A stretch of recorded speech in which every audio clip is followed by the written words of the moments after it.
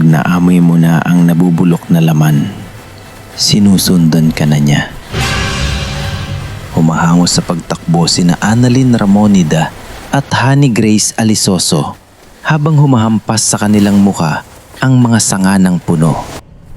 May kung anong mabilis na gumagalaw sa itaas nila, ngunit wala silang lakas ng loob na tumingin. Ilang minuto ang nakalipas. Maaga pa lang ay dumating na sina Annalyn at Honey Grace sa isang liblib na kagubatan upang puntahan ang isang talon na bihirang marating ng turista.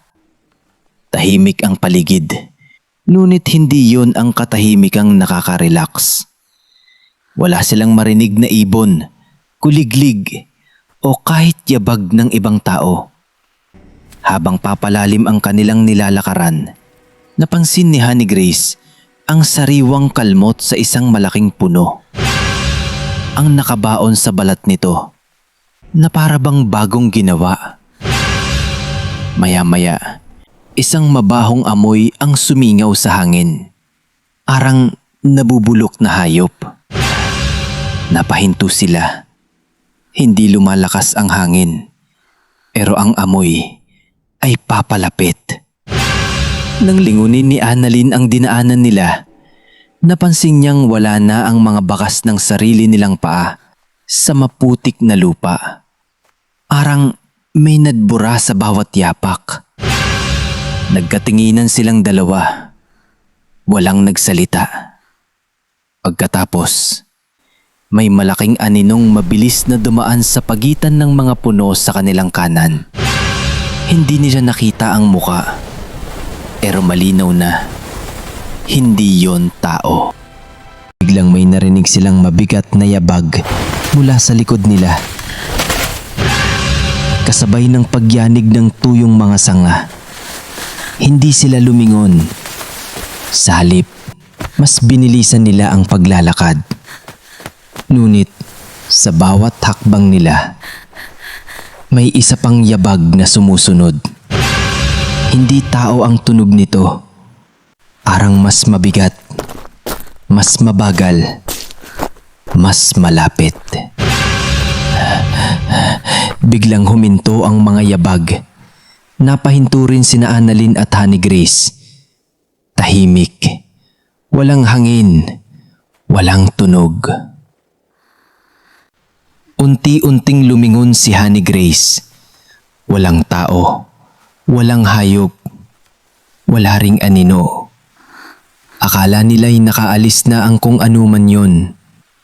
Pero nang ibaba ni Annalyn ang tingin sa maputik na lupa, may sariwang bakas ng paa. Napakalaki. At hindi yun sa kanila. Isa lang ang bakas. Arang nakatayo lang ito.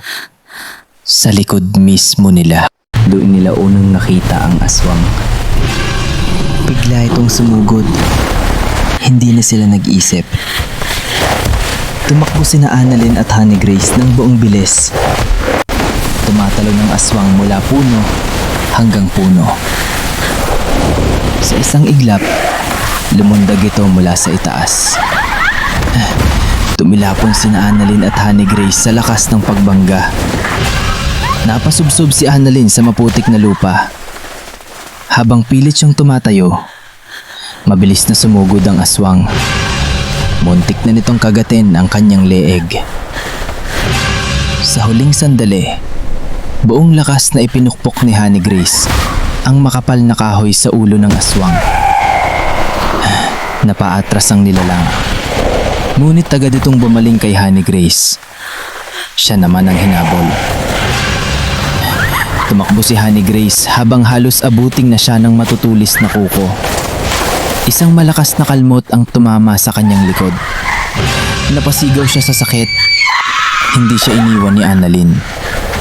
Kahit sugatan, bumalik siya. Hinila niya si Honey Grace bago muling sumugod ang aswang. Pareho silang tumakbo. Ngunit muli silang inabutan. Isang malakas na hampas ng kuko ang tumama kay Annalyn. Tumilapon siya sa gilid ng bangin. Halos mahulog. Mabilis siyang hinila ni Honey Grace. Narinig nila ang malakas na lagaslas ng talon. Yun na lang ang natitirang pag-asa. Habang papalapit ang aswang, sabay silang tumalon sa rumaragasang tubig. Tinangay sila ng malakas na agos. Pag-ahon nila sa mababaw na bahagi ng ilog, sugatan. Hingal na hingal, pero buhay. Paglingon nila sa bangin, nakatayo pa rin ang aswang. Tahimik lamang itong nakatingin. Unti-unti itong umatras, hanggang sa tuluyang naglaho sa kagubatan.